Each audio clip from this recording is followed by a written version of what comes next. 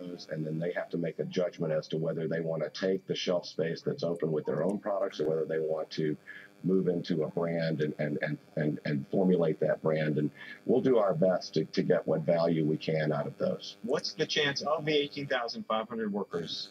What's the chance that some of them keep their jobs, and what percentage might you handicap that might? Wow. It's very sad because, as you guys well know, there's 23 million people unemployed in this country today.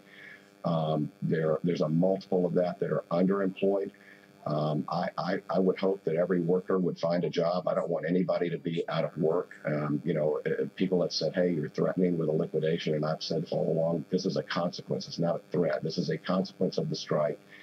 But this is the economy is where it is. I think it's a very tough time for those families and for those employees to be out of work.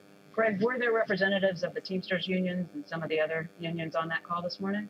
Not on the call this morning, but I've been speaking with the leadership of the Teamsters union almost every day this week. They've been incredibly supportive.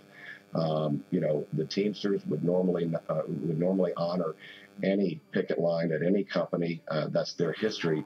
They did not here. So they were driving, they were delivering this week. We were trying to bank as much as we could and keep everything going. I can't say enough about, I think the Teamsters, let their employees decide. And it was not a landslide. It was a close vote, but they let their employees decide in a secret ballot whether they want to accept these concessions or not. The Bakers Union held town hall meetings where they had a sort of a stand up and tell me if you're going to vote this down. And the leadership of the union actively campaigned to get a no vote. And that's exactly what they got.